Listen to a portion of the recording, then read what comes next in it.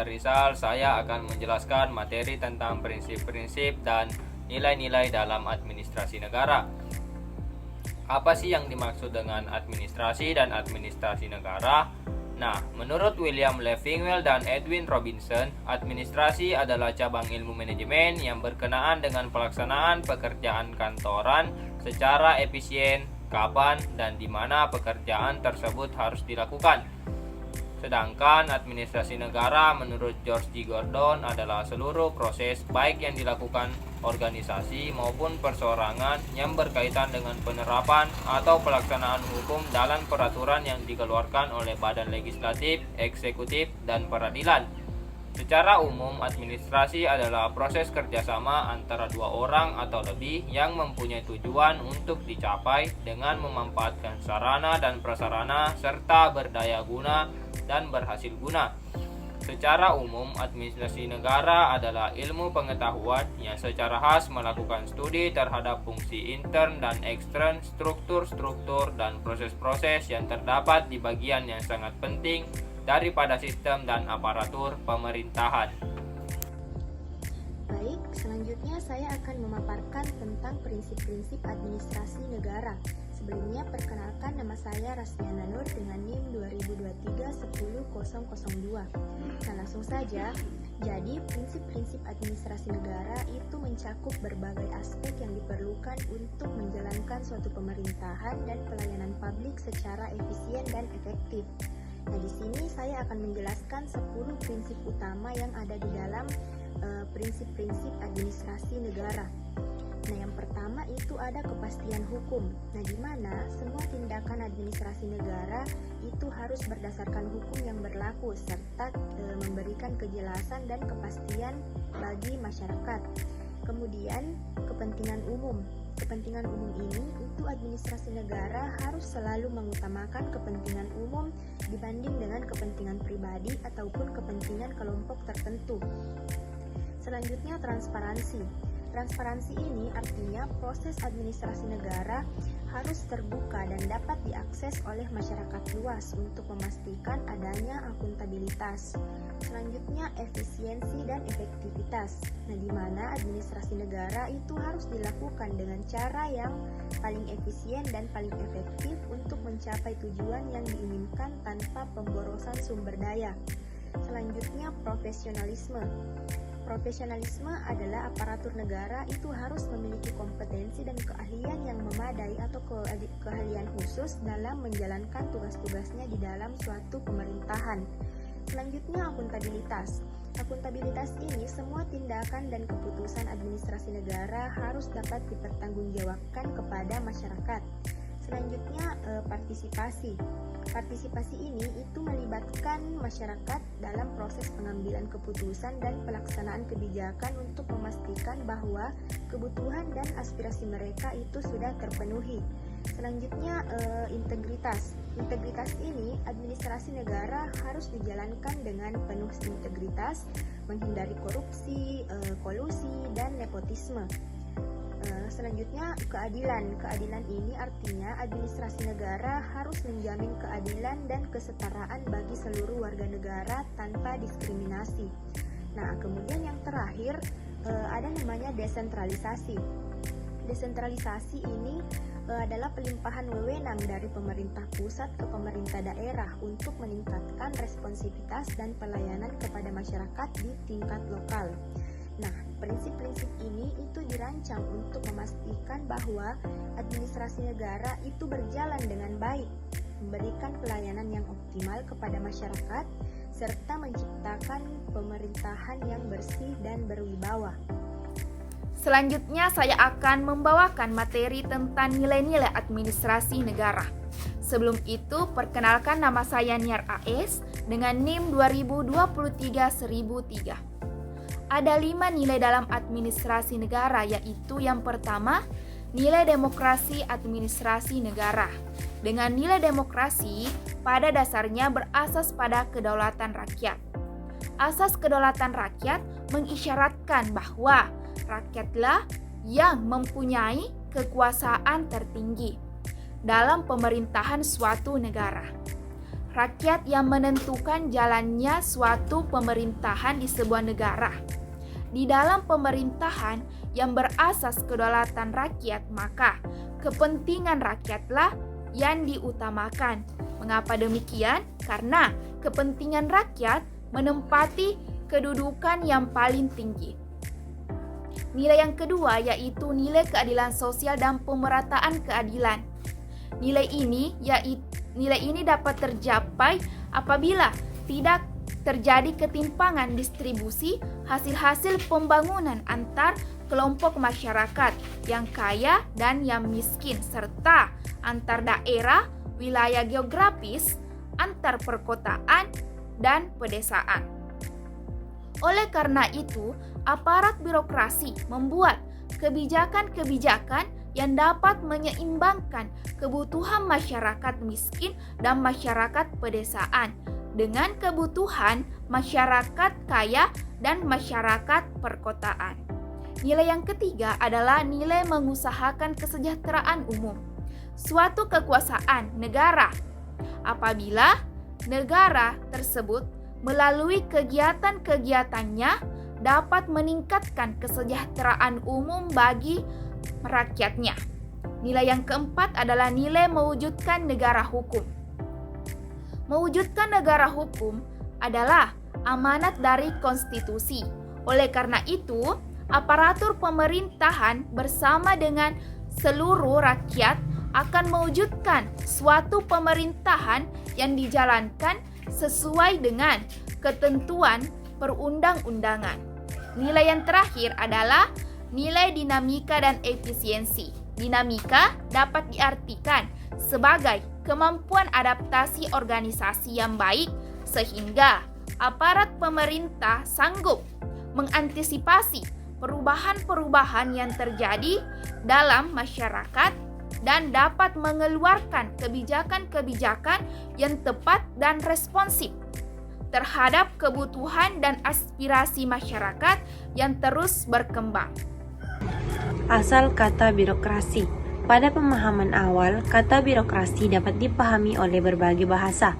Oleh kerja birokrasi pada suatu kantor yang merupakan organisasi formal, maka penulis memaknai bahwa birokrasi dapat juga diartikan sebagai tipe organisasi yang mempekerjakan kegiatan-kegiatan administrasi dalam banyak orang yang saling berkoordinasi satu sama lain secara sistematis. Sementara itu, dalam Kamus Besar Bahwa Indonesia 1997, birokrasi didefinisikan sebagai 1. Sistem pemerintahan yang dijalankan oleh pegawai pemerintahan karena telah berpegang teguh pada hierarki dan jenjang jabatan. 2. Cara bekerja atau susunan pekerjaan yang serba lamban, serta menurut tata aturan atau adat istiadat yang banyak lika-likunya dan sebagainya. Selanjutnya, konsep birokrasi. Pemerintah sebagai pelaksana birokrasi tidak bisa dilepaskan dari pelayanan publik, karena sebagai organisasi formal, birokrasi pemerintah bertujuan untuk memberikan pelayanan yang dapat memuaskan masyarakat. Akan tetapi, dalam implementasinya, birokrasi kadang bertele-tele atau lama. Dalam kehidupan sehari-hari, istilah birokrasi setidaknya dipahami oleh Al-Brau Zauhar 1996 sebagai berikut. 1. Bureaucracy as role by official. 2. Bureaucracy as organization and efficiency. Ketiga, bureaucracy as rational organization. Yang keempat, bureaucracy as public administration. 5. Bureaucracy as administration by official. 6. Bureaucracy as the organization. Dan yang ketujuh, bureaucracy as modern society. Perkenalkan, nama saya Rizka dengan NIM 2023-10006. Di sini saya akan melanjutkan materi selanjutnya yaitu bagian C, pengertian dan pendefinisian birokrasi. Nah, istilah dari birokrasi seringkali dikaitkan dengan organisasi pemerintah, padahal birokrasi ciptaan Max Weber itu bisa terjadi baik di organisasi pemerintah maupun organisasi non-pemerintah. Di suatu perusahaan, birokrasi itu bisa terjadi, demikian pula di suatu organisasi yang besar akan terjadi. Pada tahun 2008, Toha mengemukakan bahwa dalam dunia pemerintah, konsep birokrasi dimaknai sebagai proses dan sistem yang diciptakan secara rasional untuk menjamin mekanisme dan sistem kerja yang teratur, pasti dan mudah dikendalikan. Sedangkan dalam dunia bisnis, konsep birokrasi diarahkan untuk efisiensi pemakaian sumber daya dengan pencapaian output dan keuntungan yang optimum. Nah, pengertian dari birokrasi adalah organisasi yang melayani tujuan dan cara untuk mencapai tujuan itu. Hal ini dapat terwujud dengan mengkoordinasi secara sistematis berbagai kegiatan. Baik, selanjutnya yaitu definisi birokrasi dari beberapa ahli, yaitu yang pertama itu ada Max Weber mendefinisikan birokrasi adalah suatu hierarki yang ditetapkan secara jelas di mana pemegang kantor mempunyai fungsi yang sangat spesifik dan mengaplikasikan atau menerapkan aturan universal dalam semangat impersonalitas yang formalistik. Nah, yang kedua itu ada Rothhake pada tahun 1993 mendefinisikan birokrasi adalah institusi pemerintahan yang melaksanakan tugas negara. Dan yang ketiga ada Rocker pada tahun 1978 mendefinisikan birokrasi adalah sistem administrasi dan pelaksanaan tugas keseharian yang terstruktur dalam sistem hierarki yang jelas, dilakukan dengan aturan tertulis, dilakukan oleh bagian tertentu yang terpisah dengan bagian lainnya oleh orang-orang yang terpilih karena kemampuan dan keahlian di bidangnya. Perkenalkan, nama saya Ahmad Zuhri dengan NIM 2023-10005. Materi yang akan saya bawakan adalah birokrasi dan manajemen pemerintah. Birokrasi dan manajemen pemerintah memiliki karakteristik dan perilaku tertentu seperti budaya feudalistik yang masih ada, kebiasaan menunggu pengarahan, loyalitas kepada individu bukan tugas organisasi, belum berorientasi pada prestasi, dan jumlah pegawai yang banyak tetapi kurang bermutu. Bangsa kita mengenal budaya kerajaan yang mengakibatkan pengaruh feudalistik pada hubungan antar atasan dan bawahan dalam pemerintah. Seleksi jabatan dan pelayanan pemerintah lebih didasarkan pada hubungan pribadi dan uang daripada prestasi. Kurangnya dukungan teknologi juga membuat birokrasi cenderung membeli perangkat dengan harga tinggi demi kegagahan. Organisasi pemerintah merupakan sebuah wadah di mana terjadi hubungan antara kerjasama antar individu dan kelompok. Ada dua jenis hubungan pemerintah. Yang pertama adalah organisasi pemerintah dan organisasi non-pemerintah. Pentingnya organisasi pemerintah terlihat dari wewenangnya dalam mengatur kehidupan yang mengakui negara dan memiliki hak istimewa. Salah satu hak istimewanya seperti hukuman mati, penjara, dan pajak. Jadi, dalam setiap negara, pemerintah tidak boleh menjadi zalim kepada rakyatnya. Oleh karena itu, ada pengawasan dari pihak wakil rakyat. Perkenalkan, nama saya Asmunandar Nur Wahid dari kelompok 3 ingin menjelaskan tentang pengertian kebijakan publik. Kebijakan publik adalah suatu aktivitas yang dilakukan pemerintah untuk memenuhi kebutuhan masyarakat.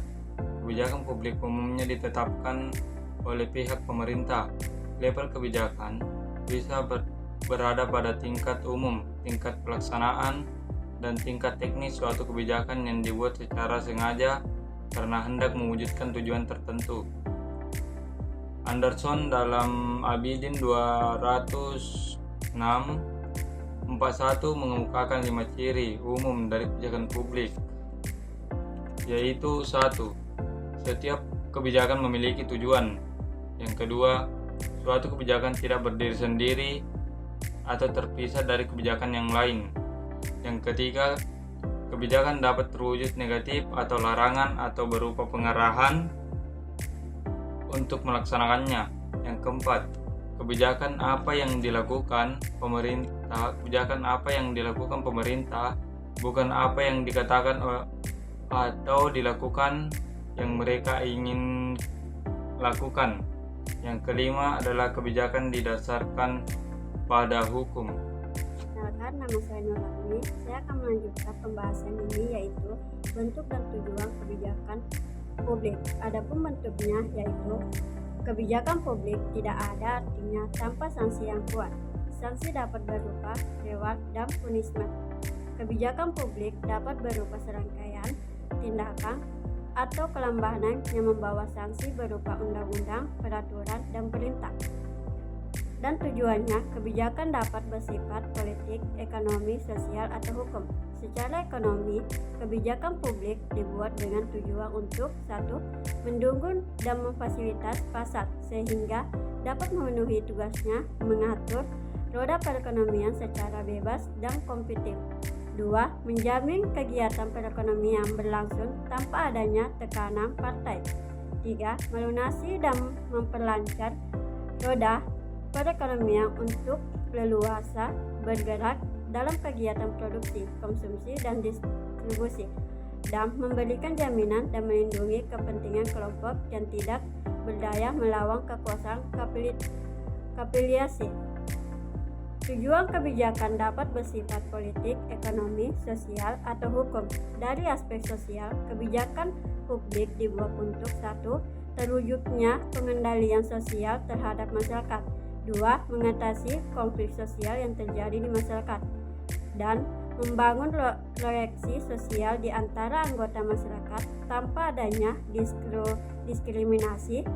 Ditinjau dari aspek hukum, kebijakan publik disusun untuk 1. Menciptakan keadilan dan ketertiban hukum di masyarakat. 2. Memungkinkan masyarakat memahami dan mentaati peraturan yang dibuat oleh pemerintah atau negara dan untuk menciptakan kehidupan yang damai dalam masyarakat. Perkenalkan, nama saya Tri Febrianti, NIM 2023-10010. Di sini saya akan melanjutkan materi aspek-aspek yang mempengaruhi kebijakan publik.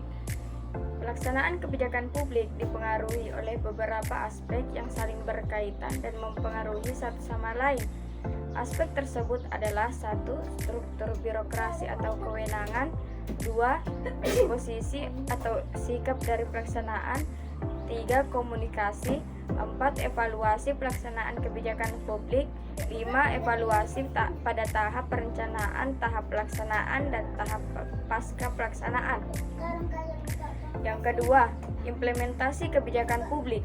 Implementasi kebijakan publik merupakan suatu tindakan yang berupa intervensi atau manipulasi atau hal atau aspek tertentu dalam kehidupan bersama sebagaimana tertuang dalam formulasi kebijakan menggunakan atau memanfaatkan sumber daya baik manusia, finansial, maupun organisasi yang tersedia untuk mencapai tujuan dan sasaran kebijakan dengan maksud menimbulkan dampak sebagaimana yang diharapkan. Yang ketiga yaitu implementasi kebijakan publik.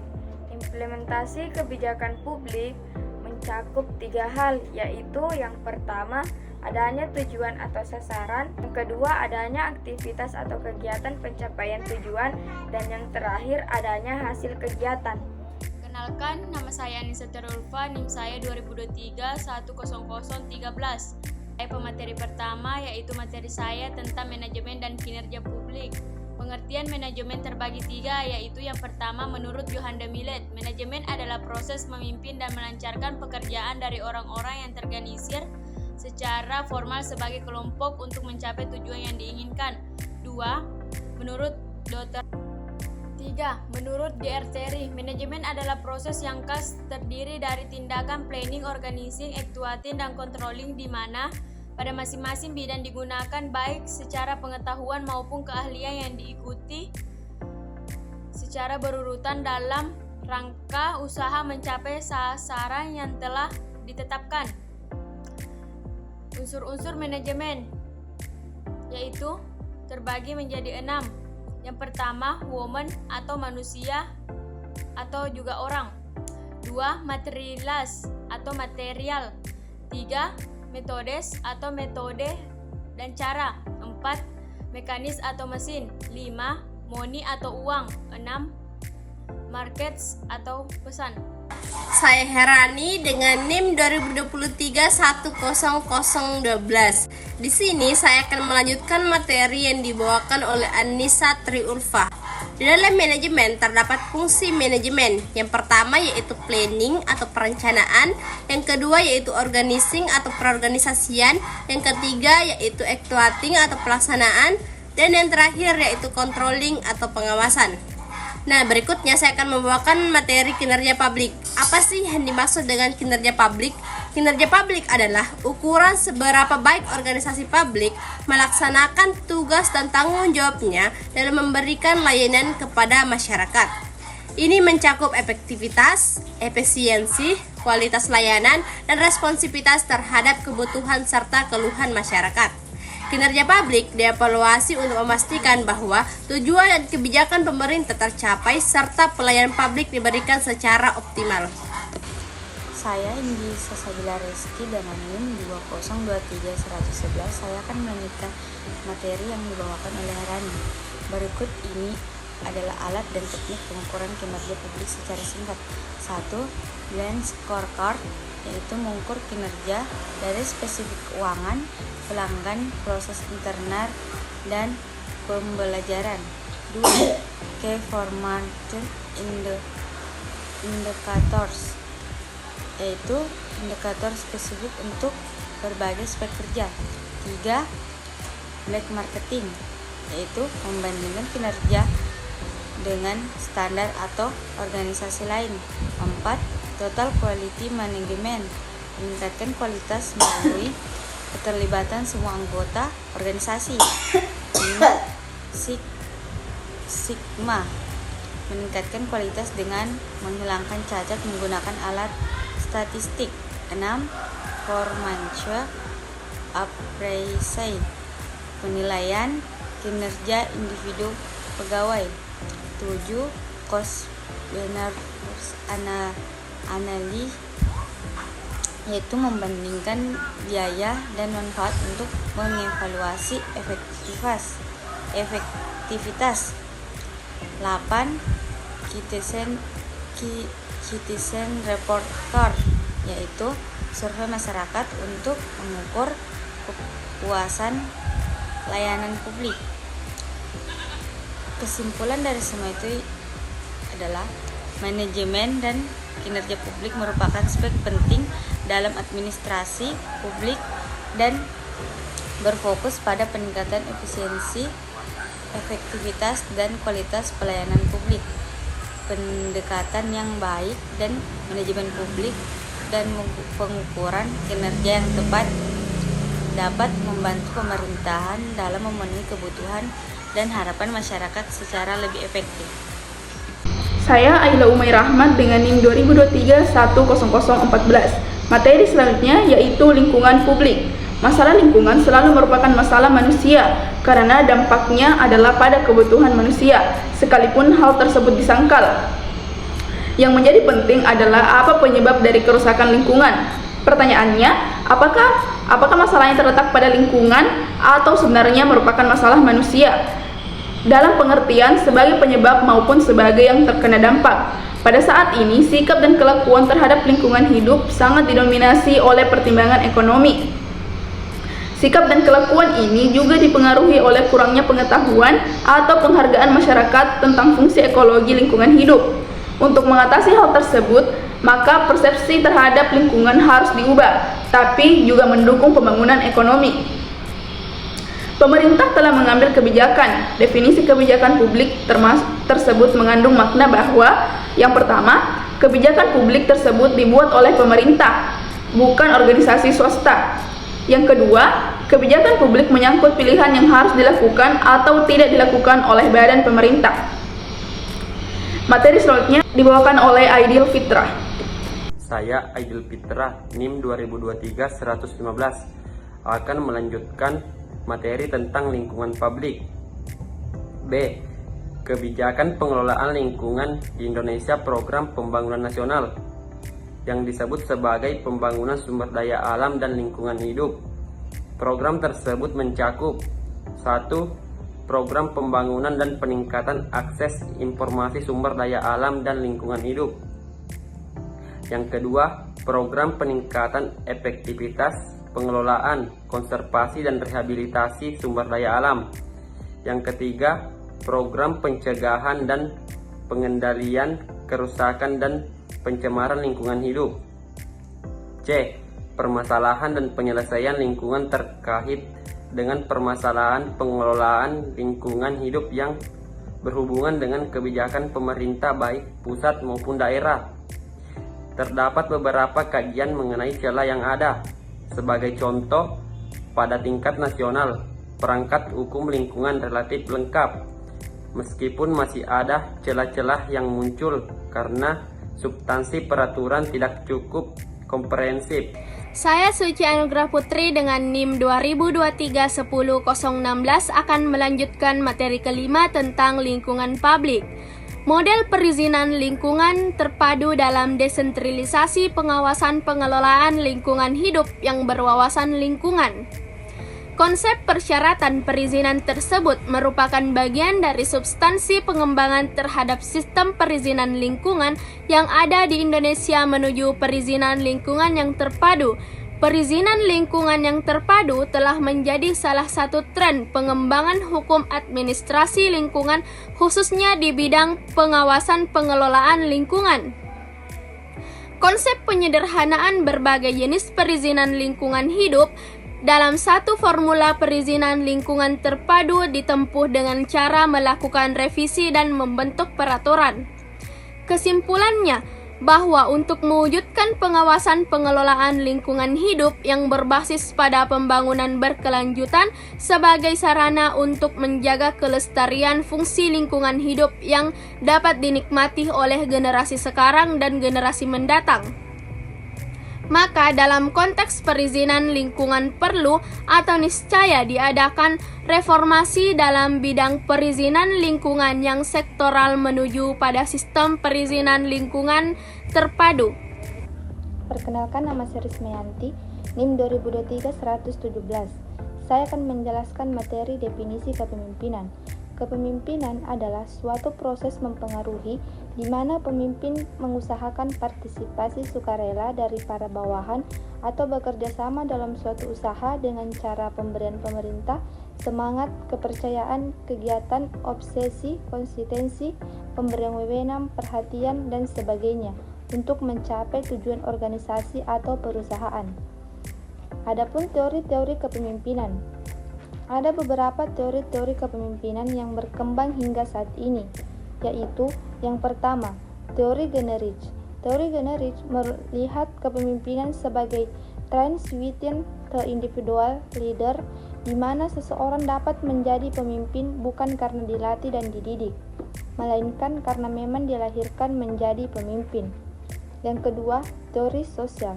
Teori sosial memandang kepemimpinan sebagai function of the group atau fungsi kelompok, di mana sukses tidaknya suatu kepemimpinan lebih dipengaruhi oleh ciri-ciri dan sifat-sifat kelompok yang dipimpinnya, bukan karena kemampuan atau sifat-sifat seseorang. Yang ketiga, teori situasional. Teori situasional memandang kepemimpinan berdasarkan situasi yang ada, seseorang menjadi pemimpin. Artinya, situasi lebih menentukan seseorang layak atau tidaknya menjadi pemimpin. Saya Rahmatan dengan NIM 2023-118 akan melanjutkan materi sebelumnya tentang teori-teori kepemimpinan, yaitu yang keempat, teori ekologis. Teori ekologis memandang bahwa kepemimpinan merupakan kolaborasi antara bakat alami yang sudah ada sejak seseorang dilahirkan dengan pendidikan dan pelatihan yang didapatkan secara intensif. Yang kelima atau yang terakhir yaitu teori sosio-behavioristik. Teori ini berasal dari teori psikologi yang sering diadopsi oleh cabang ilmu dalam ilmu-ilmu sosial. Dalam konteks kepemimpinan, teori sosio-behavioristik adalah teori yang paling menonjol karena mengkolaborasi seluruh pandangan-pandangan atau teori-teori kepemimpinan yang sudah ada. materi selanjutnya yaitu pendekatan kepemimpinan. Ada beberapa pendekatan kepemimpinan yang akan saya paparkan, yaitu yang pertama, pendekatan sifat. Pendekatan sifat kepemimpinan adalah teori yang berfokus pada karakteristik dan sifat-sifat individu yang membuat seseorang menjadi pemimpin efektif. Yang kedua, pendekatan perilaku. Pendekatan perilaku kepemimpinan adalah tentang cara seseorang memimpin, berinteraksi dengan anggota timnya, menunjukkan sikap dan tindakan yang dimengerti perilaku mereka. Yang ketiga, yaitu pendekatan kontingensi atau situasional. Pendekatan kontingensi atau situasional dalam kepemimpinan mengatakan bahwa gaya kepemimpinan yang efektif tergantung pada situasi tertentu, seperti karakteristik tim, tugas yang dihadapi, dan faktor lingkungan. Yang keempat atau yang terakhir, yaitu pendekatan terpadu. Pendekatan terpadu merujuk pada strategi atau metode yang menggabungkan berbagai pendekatan atau disiplin untuk menangani masalah atau mencapai tujuan tertentu. Saya atas nama Nurati Panim dari Boda 3 119. Baik, saya akan melanjutkan materi dari Ramatang. Model atau gaya kepemimpinan. 1. Gaya kepemimpinan otoriter. Kepemimpinan otoriter ditandai kontrol yang kuat dari seorang pemimpin. 2. Gaya kepemimpinan demokratis. Kepemimpinan demokratis melibatkan partisipasi aktif anggota tim dalam pengambilan keputusan. 3. Gaya kepemimpinan laissez-faire. Kepemimpinan laissez-faire memberikan kebebasan penuh kepada anggota tim untuk mengambil keputusan dan mengatur pekerjaan mereka sendiri. 4. Gaya kepemimpinan transaksional. Kepemimpinan transaksional berfokus pada pertukaran atau transaksi antara pemimpin dan anggota tim. 5. Gaya kepemimpinan transformasional. Kepemimpinan transformasional menginspirasi dan menggerakkan anggota tim untuk mencapai tujuan yang lebih tinggi dari yang diharapkan. Tugas kepemimpinan. 1. Memberikan contoh positif dalam segala hal terhadap bawahannya dalam suatu organisasi atau perusahaan, termasuk dalam pelaksanaan tugas dan program yang telah direncanakan. 2. Mengontrol atau mengawasi berbagai aktivitas bawahan hubungannya dengan pekerjaan organisasi atau perusahaan. 3. Mengambil keputusan organisasi atau perusahaan. 4. Mendorong terciptanya semangat kerjasama antar bawahan. Fungsi kepemimpinan. 1. Sebagai teladan atau figur yang patut dicontoh oleh bawahannya dalam aktivitas yang berhubungan dengan tugas-tugas organisasi. 2. Sebagai teladan atau contoh yang berhubungan dengan kemampuan dan keahlian dalam bidang-bidang berkenaan dengan pekerjaannya. 3. Sebagai representasi dari bawahannya. 4. Sebagai penengah bagi semua bawahannya, khususnya pada saat terjadi pertentangan. Saya atas nama Nur Syafika akan menjelaskan mengenai arah perkembangan teori administrasi publik. Perubahan paradigma manajemen pemerintah telah mendorong perkembangannya administrasi publik yang dinamis mengikuti dinamika lingkungannya. Perubahan paradigma itu antara lain oleh Safas 1983, Osborne 1992, Effendi 1995, Mustafa Dijajah 1997, dan Miftah Toha 1997 mengatakan, yang pertama, perubahan paradigma dari orientasi manajemen pemerintahan yang serba negara menjadi berorientasi pasar. Selama ini, manajemen pemerintah telah mengikuti paradigma yang lebih mengutamakan kepentingan negara. Sekarang ini, orientasi paradigmanya berubah. Orientasi manajemen pemerintah diarahkan kepada pasar. Segala aspirasi masyarakat menjadi lebih penting, artinya untuk menjadi bahan pertimbangan pemerintah. Yang kedua, perubahan paradigma dari orientasi manajemen pemerintah yang otoritarian menjadi berorientasi kepada egalitarian dan demokrasi. Yang ketiga, perubahan paradigma dari sentralisasi kekuasaan menjadi desentralisasi kewenangan. Yang keempat, perubahan paradigma manajemen pemerintahan yang hanya menekankan pada batas-batas dan tujuan yang berlaku untuk satu negara tertentu, mengalami perubahan kerah boundaryless organization. Yang kelima, perubahan dari manajemen pemerintah yang mengikuti struktur fisik atau physical struktur ke tatanan manajemen pemerintah yang berdasarkan logical struktur. Dengan kata lain, suatu tatanan administrasi negara yang berorientasi pada paperwork menjadi administrasi negara yang paperless. Sebagai dampak perubahan global, administrasi publik mengalami perubahan mendasar terutama mengenai peran orientasi yang ingin dicapai. Di era global, kita melihat berkembang dan tumbuhnya sistem administrasi dan pemerintah yang semakin efisien dan efektif. Pergeseran peran telah mulai terjadi, di mana fungsi pemerintah dalam berbagai aspek ekonomi dan sosial telah bergeser dari peran pemerintah yang begitu besar ke arah mendorong lembaga-lembaga masyarakat atau swasta untuk mengambil sebagian yang besar dalam menjalankan sebagai fungsi-fungsi pelayanan masyarakat. Saya atas nama Muslim Atkia dengan NIM 2023-121 akan melanjutkan materi arah perkembangan administrasi publik. Administrasi publik memiliki fungsi untuk menjalankan kebijaksanaan dan program-program kegiatan pemerintahan untuk mencapai tujuan yang telah ditetapkan dalam kerangka hierarki kebijaksanaan. Sehubungan dengan hal ini, perkembangan administrasi publik akan sangat dipengaruhi oleh kondisi perkembangan tuntutan dan aspirasi dan pelayanan kebutuhan masyarakat yang cenderung selalu dinamis. Nicholas Henry 1995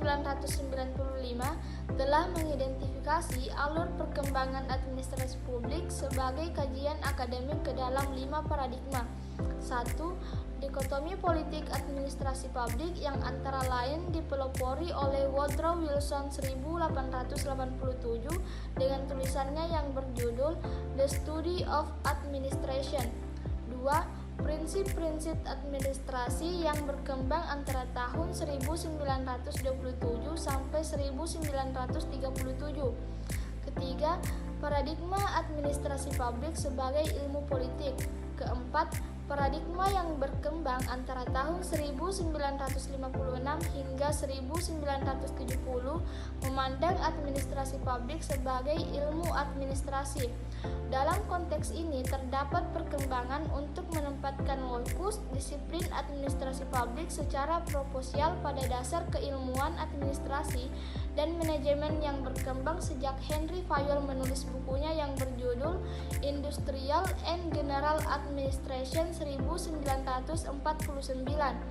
Kelima, administrasi yang berkembang sejak tahun 1970 menempatkan administrasi publik sebagai disiplin akademik administrasi publik. Dalam hal ini bahwa administrasi publik telah berkembang sebagai disiplin ilmu yang berdiri sendiri. Administrasi publik yang berkembang setelah paradigma kelima yang diidentifikasi oleh Henry menurut Kristiadi 1997 adalah paradigma administrasi komparatif administrasi atau CAG yang menyebutkan bahwa administrasi publik lebih berorientasi untuk mendukung usaha-usaha pembangunan negara yang belum maju. Pada umumnya, proses kegiatan ini disebut sebagai diarahkan kepada upaya pencarian bentuk kelembagaan yang tepat, ketatalaksanaan dan aspek kualitas sumber daya manusia aparatus yang pada intinya adalah reformasi administrasi. Saya atas nama Intan Anggrani Fauzi dengan NIM 2023-122 akan melanjutkan materi arah perkembangan teori administrasi publik. Perubahan orientasi dan peran administrasi publik diperlukan untuk merespon dinamika masyarakat yang tinggi, terutama dalam menciptakan pelayanan yang efisien dan efektif serta menciptakan keadilan sosial bagi warga masyarakat. Hal ini diperlukan karena administrasi publik berfungsi sebagai instrumen publik untuk menciptakan kesejahteraan masyarakat. Dengan demikian, fungsi aparatur sebagai pelayanan masyarakat harus dominan dan diutamakan ketimbang fungsi sebagai abdi negara. Kartasasmita 1996 melakukan analisis reposisi terhadap paradigma administrasi pembangunan birokrasi yang selama 32 tahun memiliki peran yang besar dalam pembangunan bangsa, yaitu perubahan dalam polarisasi. Pertama, orientasi birokrasi bergeser dari yang kuat kepada yang lemah dan kurang berdaya. Kedua, birokrasi harus membangun partisipasi rakyat. Ketiga, peranan birokrasi bergeser dari mengendalikan ke mengarahkan. Keempat, birokrasi harus mengembangkan keterbukaan dan kebertanggungjawaban. Saya atas nama Mutiara Ramadhani dengan nomor NIM 20231023 akan menjelaskan materi mengenai pelayanan publik. Pelayanan merupakan tugas utama yang hakiki dan sosok aparatur sebagai abdi negara dan abdi masyarakat. Tugas ini telah digariskan dalam pembukaan Undang-Undang Dasar 1945 alinea keempat yang meliputi 4 aspek pelayanan pokok aparatur terhadap masyarakat, yaitu melindungi segenap bangsa Indonesia dan seluruh tumpah darah Indonesia, memajukan kesejahteraan, mencerdaskan kehidupan bangsa dan menjaga ketertiban dunia yang berdasarkan kemerdekaan, perdamaian abadi, dan keadilan sosial. Sejalan dengan itu, prinsip market oriented organisasi pemerintahan dari Osborne dan Gabler 1992 juga harus diartikan sebagai bahwa pelayanan diberikan oleh pemerintah atau aparatur harus mengutamakan pelayanan terhadap masyarakat.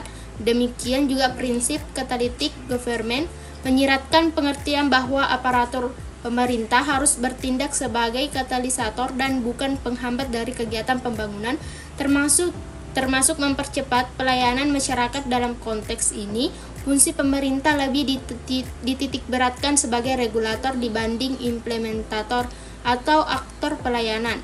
Sebagai imbangannya, pemerintah perlu memberdayakan kelompok-kelompok masyarakat sebagai penyedia atau pelaksana jasa pelayanan umum.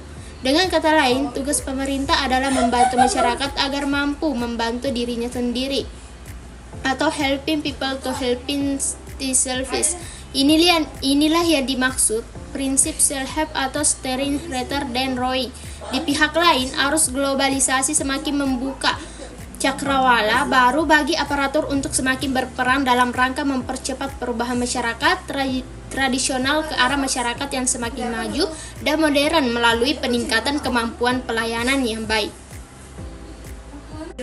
Adapun kebijakan pelayanan umum, dalam membicarakan kebijaksanaan pelayanan umum, ada faktor yang sangat mempengaruhi dalam menetapkan kebijakan pelayanan umum. Pelayanan pemerintah yang diselenggarakan sangat bergantung pada jenis pelayanannya. Jenis-jenis pelayanan yang diselenggarakan oleh pemerintah dapat dilihat dari pemanfaatannya. Apakah pelayanan tersebut berorientasi pada kepentingan individu sepenuhnya atau merupakan kepentingan individu yang mempunyai dampak terhadap masyarakat dan sebaliknya, atau kepentingan masyarakat secara umum. Saya Firdawati Usman, NIM 2023-124. Saya akan melanjutkan materi yang dibawakan oleh Mutiara Ramadhani, yaitu C. Pemimpin Pelayanan Publik. Istilah kepemimpinan pelayanan pada awalnya diciptakan pada karya Greenleaf tahun 1970 yang berjudul The Servant as Leader, pelayanan sebagai pemimpin, yaitu menyatakan bahwa para pemimpin pelayan adalah orang yang mula-mula menjadi pelayan. Selanjutnya, Greenleaf menyatakan bahwa hakikatnya orang ingin melayani lebih dulu, kemudian pilihan sadar membawa orang tersebut berkeinginan untuk memimpin. Hal ini memanifestasikan diri dalam kepedulian yang diambil dalam pelayanan yang mula-mula memastikan bahwa kebutuhan prioritas tertinggi orang lain adalah dilayani. D. Pengukuran pelayanan publik. Walaupun sangat rumit, tidak sederhana mengukur mutu barang atau benda konkret. Mengukur mutu suatu jasa tetap harus dilakukan, khususnya dalam jasa pelayanan. Untuk itu diperlukan komponen-komponen yang dianggap relevan dan menunjukkan aspek-aspek yang diperlukan dalam pengukuran mutu tersebut. Aspek-aspek yang diperlukan dalam mengukur mutu pelayanan suatu jasa menurut Gaspres tahun 1997 halaman 225 sampai 261 harus didasarkan pada hal-hal berikut. Yang pertama, visi organisasi. Kedua, menghilangkan hambatan yang ada. ketiga komunikasi, keempat evaluasi terus-menerus, dan yang kelima perbaikan terus-menerus. Saya Wanda Prilia dengan NIM 2023-125. Saya akan melanjutkan materi dari Firdawati Usman, yaitu bagian E, prinsip-prinsip dalam pelayanan publik. Berikut adalah prinsip dalam pelayanan publik. Yang pertama, pimpinan dan para penyelenggara pelayanan publik mengutamakan tanggung jawab melayani kesejahteraan individu atau kelompok yang meliputi perbaikan kondisi-kondisi sosial. Yang kedua, pimpinan dan para penyelenggara pelayan mendahulukan dan mengutamakan tanggung jawab profesionalnya daripada kepentingan pribadinya. Yang ketiga, pimpinan dan para penyelenggara pelayanan publik tidak membeda-bedakan latar belakang keturunan, warna kulit, agama, umur, jenis kelamin, warga negara, serta berusaha mencegah serta menghapuskan diskriminasi dalam memberikan pelayanan dalam tugas-tugas serta dalam praktik-praktik kerja. Yang keempat, pimpinan dan para penyelenggara pelayanan publik melaksanakan tanggung jawab demi mutu dan keluasan pelayanan yang diberikannya. Kesimpulan dari materi ini yaitu pelayanan publik memiliki tujuan untuk memuaskan masyarakat dengan memberikan pelayanan yang berkualitas. Untuk mencapai tujuan ini, penyelenggara pelayanan harus memiliki kualitas yang baik, memiliki tujuan untuk memenuhi standar pelayanan, dan memiliki fasilitas yang mendukung. Selain itu, pemerintah juga harus meningkatkan kualitas dan kuantitas sumber daya manusia, meningkatkan tata kelola organisasi, meningkatkan fasilitas, sarana dan prasarana, serta melakukan sosialisasi kepada masyarakat. Kesimpulan ini diambil dari berbagai sumber, termasuk penelitian dan analisis yang dilakukan oleh berbagai institusi dan organisasi. Saya atas nama Husnul Khotimah dari kelas 2A NIM 2023-10026. Saya ingin menjelaskan materi tentang etika dan integritas dalam administrasi publik. Etika administrasi publik ini memiliki peran penting dalam pelayanan publik. Etika ini berkenaan dengan disiplin ilmu yang mempelajari nilai-nilai yang dianut oleh manusia beserta pembenarannya. Etika administrasi publik ini juga merujuk pada tingkah laku yang spontan seperti rasa kasih, kemurahan hati, ketulusan jiwa, dan lain sebagainya.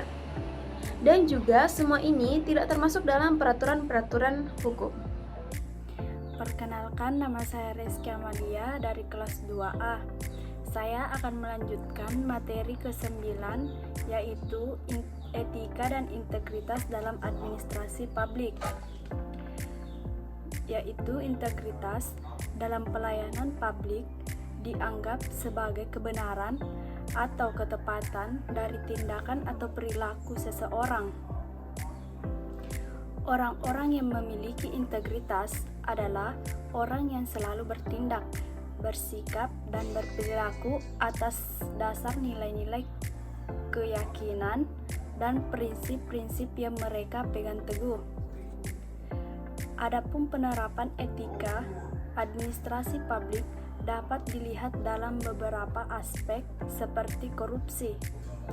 Korupsi yaitu salah satu bentuk maladministrasi yang menyimpang hukum serta penyelewengan. Kenalkan, nama saya Fitra Ramadhani akan melanjutkan materi yang berjudul Etika dan Integritas dalam Administrasi Publik.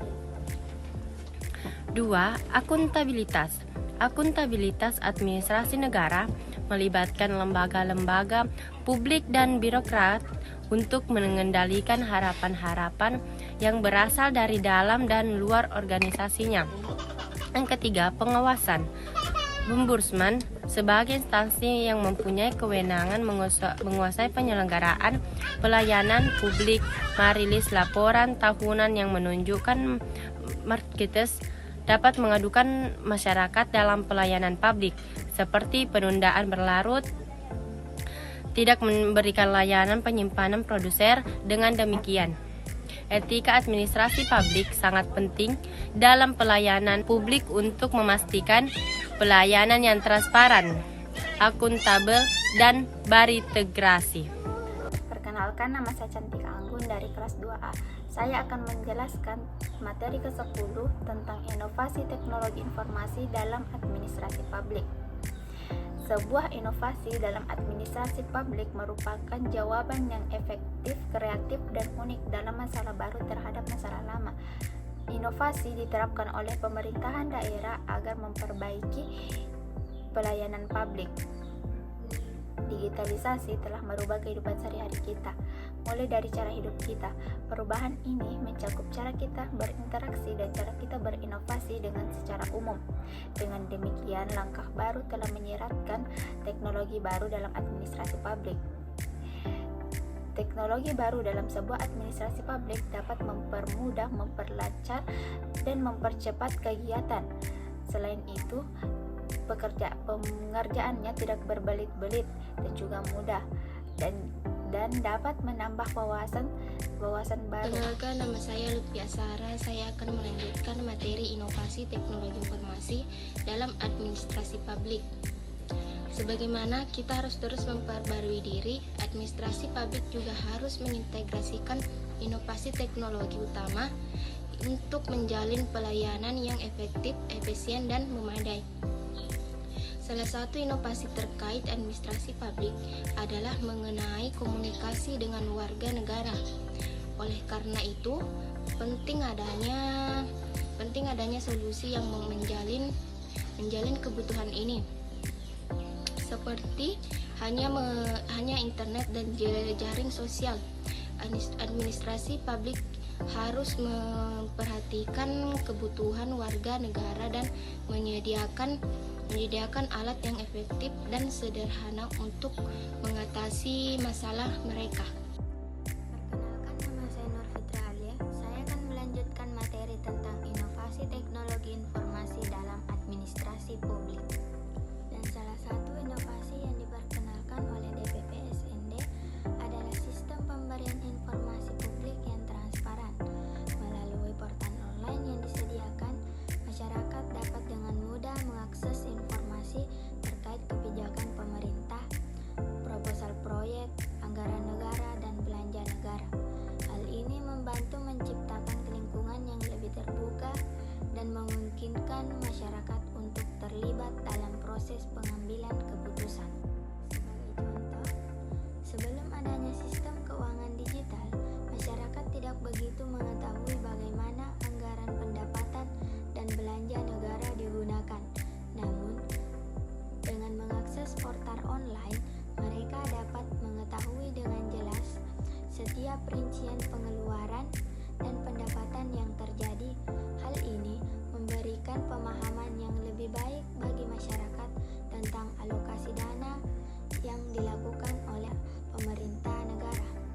Perkenalkan, nama saya Haikal, NIM 2023-176. Judul materi yang akan saya bawakan yaitu globalisasi administrasi publik. Globalisasi administrasi publik mengacu pada fenomena di mana praktik dan prinsip administrasi publik menjadi semakin terintegrasi dan berpengaruh oleh faktor-faktor global seperti teknologi, perdagangan, dan budaya. Globalisasi telah memiliki pengaruh yang signifikan terhadap administrasi publik di berbagai negara. Beberapa pengaruhnya termasuk yang pertama, perubahan dalam tuntutan publik. Globalisasi telah meningkatkan ekspektasi masyarakat terhadap pemerintah untuk memberikan layanan yang lebih efisien, transparan, dan akuntabel. Yang kedua, adopsi praktik terbaik. Negara-negara cenderung mengadopsi praktik terbaik administrasi publik dari negara lain sebagai tanggapan terhadap tuntutan global untuk efisien dan aktivitas. Yang ketiga, ketergantungan pada teknologi. Perkembangan teknologi informasi dan komunikasi telah mempengaruhi cara pemerintah mengelola data, memberikan layanan, dan komunikasi dengan warga. Yang keempat, keterlibatan dalam kerjasama internasional. Globalisasi mendorong negara-negara untuk terlibat dalam kerjasama internasional dalam bidang administrasi publik seperti pertukaran pegawai, pembangunan kapasitas, dan penyebaran inovasi. Perkenalkan, nama saya Dedi Sukarnaim, kelas 2A, NIM 2023-177. Globalisasi tanpa batas. Globalisasi administrasi publik tanpa batas memiliki dampak yang signifikan pada banyak negara. Ini bisa berarti adopsi praktik administrasi publik dari negara lain tanpa mempertimbangkan konteks lokal yang bisa berdampak negatif atau positif tergantung pada implementasinya. Dampaknya bisa berupa peningkatan efisiensi dan inovasi, namun juga risiko kehilangan kontrol atas kebijakan dalam skala global. Selain itu, globalisasi administrasi publik dapat memperkuat arus informasi dan teknologi, meningkatkan kerjasama antar negara dalam penanganan isu-isu global, tetapi juga bisa menghilangkan kedaulatan dalam pengambilan keputusan domestik.